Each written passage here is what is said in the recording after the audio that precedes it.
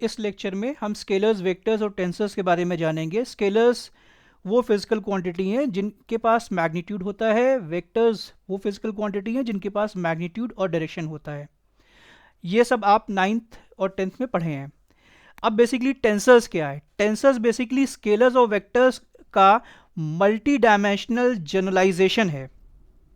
जैसा कि हम जानते हैं कि स्केलर के पास एक सिंगल न्यूमेरिकल वैल्यू होती है। इस स्केलर क्वांटिटी विथ यूनिट्स भी हो सकती है, विदाउट यूनिट्स भी हो सकती है। इसके पास मैग्नीट्यूड होता है और डायरेक्शन नहीं होता है। हकीकतन scalars basically zero order tensor होते हैं।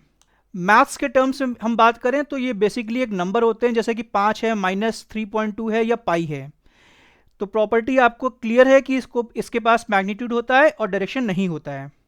स्केलर्स और वेक्टर्स की देखो यूटिलिटी मैथ्स में भी है, केमिस्ट्री में भी है, लेकिन फिजिक्स में हम बहुत ज़्यादा एसोसिएट करते हैं। फॉर एग्जांपल जैसे टेम्परेचर है, मास है, टाइम है, स्पीड है, एनर्जी है, इलेक्ट्रिक चार्ज है, ये सारी स्केलर क्वांटिटी होती हैं और इनके पास यूनिट्स होती हैं। जैसे टेम्परेचर के बारे में आपको पता है कि सेंटीग्रेड है, फ़ारेनहाइट है, ये यूनिट्स के रूप में यूज़ करते हैं, केल्विन, ठीक है, डिग्री सेंटीग्रेड, डिग्री फ़ारेनहाइट, लेकिन केल्विन के साथ डिग्री नहीं लगती है।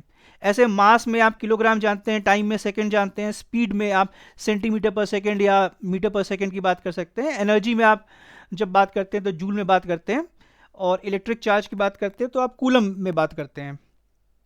इसी प्रकार कई और क्वांटिटीज़ भी स्केलर क्वांटिटी होती है जिसके पास यूनिट्स नहीं होती है। फॉर एग्जांपल जैसे कि आप रिफ्रैक्टिव इंडेक्स की बात करते हैं, जो बेसिकली रेशियो होती है speed of light in vacuum to speed of light in medium.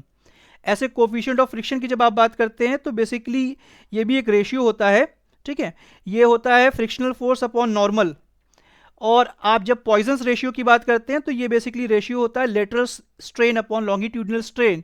और रिलेटिव डेंसिटी तो आप जानते ही हैं, जो जिसको आप स्पेसिफिक ग्रेविटी भी कहते हैं। और इसमें कंपेयर करते हैं डेंसिटीज़ को, जिसमें डेंसिटी ऑफ सब्सटेंस होता है अपॉन डेंसिटी ऑफ वाटर होता है।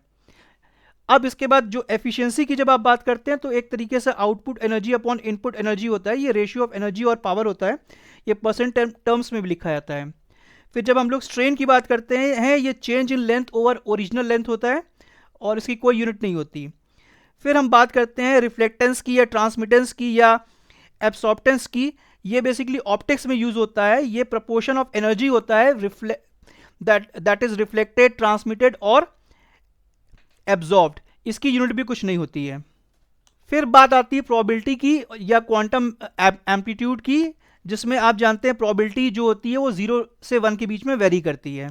स्केलर क्वांटिटी का और भी कई सब्जेक्ट्स में यूज है, जैसे मशीन लर्निंग में ये लॉस वैल्यू इन ऑप्टिमाइजेशन के लिए होता है, जिसको एमएससी या क्रॉस एंट्रोपी कहते हैं। इकोनॉमिक्स में आप इंटरेस्ट रेट की जब बात करते हैं या प्राइस ऑफ ए आइटम है, ये स्केलर क्वांटिटी है। ग्राफिक्स में जब आप बात करते हैं तो ये इंटेंसिटी ऑफ पिक्सल को रिप्रेजेंट करता है।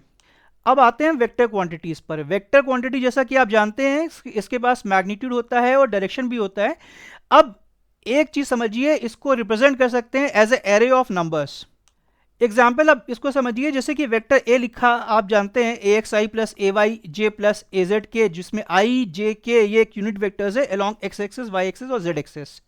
और ए एक्स ए वाई और ए जेड वेक्टर ए का कंपोनेंट है along X axis, Y axis और जेड एक्सिस।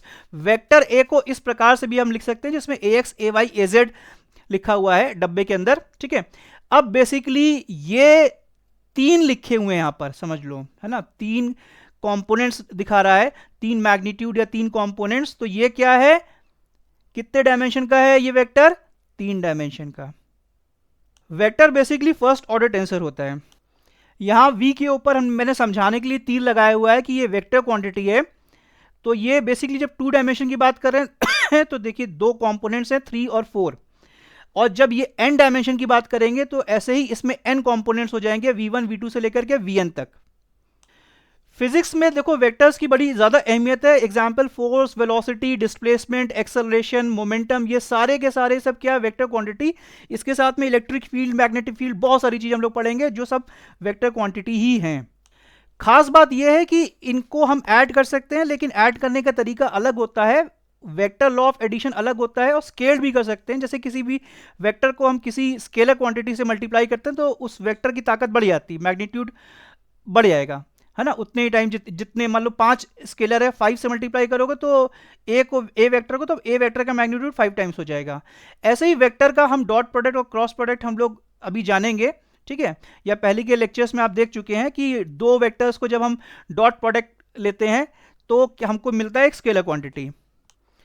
डॉट प्रोडक्ट का भी हम सिंपल एग्जाम्पल ले लेते हैं, जैसे कि वेक्टर ए और वेक्टर बी का हमने डॉट प्रोडक्ट लिया है तो स्केलर क्वांटिटी हमको मिली। एग्जाम्पल जैसे कि फोर्स और डिस्प्लेसमेंट, ये दो वेक्टर क्वांटिटी है, इनका हम डॉट प्रोडक्ट लेते हैं तो हमको वर्क मिलता है, एक नई फिजिकल क्वांटिटी।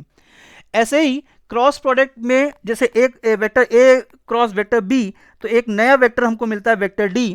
तो एक एग्जाम्पल देखते हैं। तो एग्जाम्पल क्या है, ये basically R cross F, vector R cross vector F, तो हमको एक रोटेशनल फोर्स मिलती है जिसको हम टाउ के नाम से जानते हैं।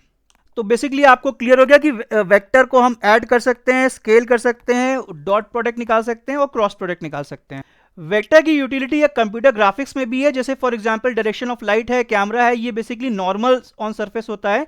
मशीन लर्निंग और डेटा साइंस में भी इसकी यूटिलिटी है, जिसमें हम लोग कुछ एल्गोरिथम्स में यूज करते हैं, जैसे कि SVM, clustering, neural networks. Navigation और रोबोटिक्स में भी वेक्टर का यूज होता है, for example as a position या ओरिएंटेशन इन स्पेस। अब समझते हैं वेक्टर और स्केलर क्वांटिटीज का, या वेक्टर या स्केलर्स का मल्टी डायमेंशनल जनरलाइजेशन। तो बेसिकली स्केलर जैसा हमने डिस्कस कर लिया है कि ये 0 डायमेंशन टेंसर होता है, वेक्टर एक फर्स्ट डायमेंशन का टेंसर होता है। ऐसे मैट्रिक्स की जब हम बात करते हैं तो ये 2D का टेंसर होता है, 2 डायमेंशन का, और हायर ऑर्डर टेंसर्स में हम लोग 3D एंड बियॉन्ड को देखेंगे। Example RGB image. RGB image basically हम लोग जब पिक्चर में, इमेज में पिक्सल की बात करते हैं तो पिक्सल जो होता है ना, वो कॉम्बिनेशन ऑफ रेड, ब्लू और ग्रीन कलर्स होता है, और ये रेड, ब्लू और ग्रीन कलर्स की कुछ वैल्यूज होती हैं, और ये वैल्यूज 0 से 255 के बीच में वेरी करती हैं। टेंसर की बेसिकली खासियत क्या है, ये इनकोड करता है रिलेशनशिप मल्टी डायरेक्शनल स्पेस में। अब यदि इसका मैथमेटिकल रिप्रेजेंटेशन देखेंगे तो ये मल्टी डायमेंशनल एरे के रूप में हमने दिखाया है। ये I, J, K इस प्रकार से दिया हुआ है, ये डिपेंडिंग अपॉन ऑर्डर या रैंक ऑफ ए टेंसर की बात होगी। तो हम प्रॉपर्टीज की बात करते हैं टेंसर की। ये बेसिकली रिप्रेजेंट करेगा कॉम्प्लेक्स रिलेशनशिप और ट्रांसफॉर्मेशंस। जैसे कि आप वेक्टर अलजेब्रा के बारे में जानते हैं, वैसे ही टेंसर अलजेब्रा भी होती है, और टेंसर को हम ट्रांसफॉर्म करते हैं यूजिंग टेंसर अलजेब्रा। भाई देखो, टेंसर की बहुत जगह यूटिलिटी है, बहुत ज़्यादा यूटिलिटी है, लेकिन आप जब आप फिजिक्स की बात करते हैं तो इसमें स्ट्रेस और स्ट्रेन, ये दो बहुत इंपॉर्टेंट क्वांटिटी है जो टेंसर्स हैं। और ऐसे ही आइंस्टीन फील्ड इक्वेशन में, जो जनरल रिलेटिविटी से रिलेट करती है, उसमें स्ट्रेस एनर्जी टेंसर का यूज़ किया गया है। बाकी डीप लर्निंग में भी टेंसर का यूज़ होता है, जैसे कि फॉर एग्जाम्पल टेंसर फ्लो या पाईटॉर्च। डीप लर्निंग में tensors basically basic data structure होते हैं फ्रेमवर्क में। कंप्यूटर विजन की जब हम बात करते हैं तो इमेज, वीडियोस, है ना, या फीचर्ड मैप्स, ये सब क्या होते हैं, ये इनको रिप्रेजेंट करते हैं हम टेंसर्स के माध्यम से। लाइकवाइज डाटा साइंसेज में मल्टी डायमेंशनल जो डाटा बेसेस हैं या टाइम सीरीज हैं अक्रॉस लोकेशन एंड सेंसर्स, ये टेंसर्स ही हैं। और इंजीनियरिंग, आप लोग जब इंजीनियरिंग में जाएंगे IIT में तो देखिए मटेरियल प्रॉपर्टीज और डिफॉर्मेशंस जो आप पढ़ेंगे ना, वो और कुछ नहीं, वो टेंसर ही उनको डिस्क्राइब करते हैं। जब आप सिग्नल प्रोसेसिंग के बारे में पढ़ेंगे, जैसे आपने EEG सुना हुआ है या ऑडियो सुना हुआ है, तो ये सब मॉडल्ड होते हैं यूजिंग टेंसर्स। ऐसे ही नेचुरल लैंग्वेज प्रोसेसिंग, जैसे वर्ड एम्बेडिंग्स हैं, सेंटेंस रिप्रेजेंटेशंस हैं, इन सब को जो हैंडल किया जाता है वो टेंसर्स ऑपरेशन से ही हैंडल करते हैं हम लोग।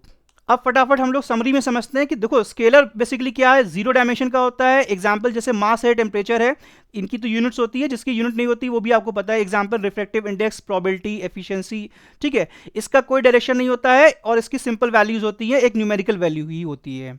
जब हम लोग वेक्टर्स की बात करते हैं तो बेसिकली ये इसका एक डायमेंशन होता है, ठीक है, ये एक डायमेंशन का कहा जाता है। अब इसके बाद इसका जो एग्जाम्पल जो होता है, वो एग्जाम्पल जैसे वेलोसिटी है, फोर्स है, इसका डायरेक्शन होता है। इसका एप्लीकेशन एक तरह से आप देखिएगा, पोजीशन वेक्टर की बात करते हैं, जब फोर्स वेक्टर की बात करते हैं, ये एग्जाम्पल्स हैं। टेंसर्स की जब हम लोग बात करते हैं, ये 2 डायमेंशन या इससे अधिक के होते हैं, ठीक है। और इसके एग्जाम्पल में जब हम लोग बात करेंगे, जैसे इमेज है, स्ट्रेस मैट्रिक्स है, स्ट्रेन मैट्रिक्स है, ये सब इसके एग्जाम्पल्स हैं। हाँ, इसका डायरेक्शन तो डेफिनेटली होता है लाइक वेक्टर्स, वेक्टर का बड़ा भाई ये समझ लीजिए, ठीक है। और या मल्टी डायमेंशनल जनरलाइजेशन है स्केलर वेक्टर्स का, लेकिन इसमें जो डायरेक्शन होता है और बहुत कॉम्प्लेक्स होता है। इसकी एप्लीकेशन कॉम्प्लेक्स सिस्टम और डेटा में होती है। अब भाई कुछ लोग ये क्वेश्चन करेंगे, अरे सर वेक्टर को तो हम कई बार एक्स और वाई के फॉर्म में लिख लेते हैं, A X I plus A Y जे लिख लेते हैं, या हम 3 डायमेंशन में लिख लेते हैं, A X I plus A Y J plus A Z के। तो यहाँ पे एक डायमेंशन लिखा क्यों है? तो देखो मुद्दा क्या है, जैसे कि वेक्टर को आप 3 डायमेंशन का जो आप समझ रहे हैं ना, वो डायमेंशन और ये डायमेंशन तो कोई अलग है यहाँ पे। मतलब जैसे कि आपने वेक्टर को आपने लिखा ना, किसी भी वेक्टर को, तो आपने कैसे लिखा, ए एक्स ए वाई ए जेड, बेसिकली ये इसमें एक रो इन्वॉल्व है। और यदि आप इसको ऐसे भी लिख सकते हैं, इसमें एक कॉलम इन्वॉल्व है। तो यदि भाई इसको लिखेंगे तो इसमें एक रो है और 3 कॉलम है, और इसमें देखो 3 रो है और 1 कॉलम है। इस पर विस्तार से हम अगले लेक्चर में जानेंगे। तो स्केलर बेसिकली यदि डायमेंशंस के टर्म में बोलें तो 0 डायमेंशन टेंसर है, वेक्टर 1 डायमेंशन का टेंसर है, और टेंसर्स जब स्पेसिफिकली बात करते हैं तो 2 डायमेंशन एबव को हम टेंसर्स बताते हैं। तो 1 डायमेंशन के टेंसर का स्पेशल नाम हो गया वेक्टर, और 0 डायमेंशन टेंसर का स्पेशल नाम हो गया स्केलर। तो अब स्केलर को आप टेंसर मत बोलिएगा, वेक्टर को आप टेंसर मत बोलिएगा, पूरी फैमिली टेंसर है, लेकिन इन लोग अपनी स्पेशल क्वालिटी की वजह से इनका नाम बदल गया है। 1 डायमेंशन के टेंसर को वेक्टर कहेंगे, 0 डायमेंशन के टेंसर को स्केलर कहेंगे। स्केलर के पास डायरेक्शन नहीं होता है, वेक्टर के पास होता है, और टेंसर के पास कॉम्प्लेक्स डायरेक्शन होता है। एग्जांपल स्केलर का जैसे हमने टेम्परेचर का देख लिया 25 डिग्री सेंटीग्रेड, या मास में देख लिया 70 किलोग्राम। ऐसे वेक्टर में आप जैसे वेलोसिटी की बात कर ली है, और वेलोसिटी में 3 4 लिखा हुआ है यहाँ पर, ठीक है, ये 2 डायमेंशनल में है वेलोसिटी। यदि आप कार्टेशियन कोऑर्डिनेट सिस्टम में वैसे समझेंगे वो वाला 2D, ठीक है। और इमेज बेसिकली ये टेंसर है। और जैसे आप जानते हैं स्केलर का एप्लीकेशन हम लोग फिजिक्स में हमने एग्जांपल्स काफ़ी देखे थे, ठीक है, with and without units, economics में भी है, और ठीक है, मशीन लर्निंग में भी है। ऐसे वेक्टर्स का भी एक बहुत ज़्यादा यूटिलिटी है फिजिक्स में, ठीक है, बहुत सारी हमने वेक्टर की क्वांटिटी देखी है, पढ़ी है। रोबोटिक्स में है, मशीन लर्निंग के इनपुट के बारे में है, ठीक है। और बाकी टेंसर्स का यूटिलिटी बहुत ज़्यादा है, आर्टिफिशियल इंटेलिजेंस। अब आगे का जो फ्यूचर है वो आर्टिफिशियल इंटेलिजेंस पे टिका हुआ है। और फिजिक्स डेफिनेटली, जैसे आप स्ट्रेस की बात करते हैं, स्ट्रेन की बात करते हैं, तो ठीक है, ये टेंसर से रिलेटेड है। और इंजीनियरिंग में भी टेंसर की बहुत ज़्यादा उपयोगिता है। यहाँ मैंने बेसिकली टेंसर आपको इसलिए इंट्रोड्यूस किया ताकि आप आगे आने वाले दिनों में घबराएं नहीं।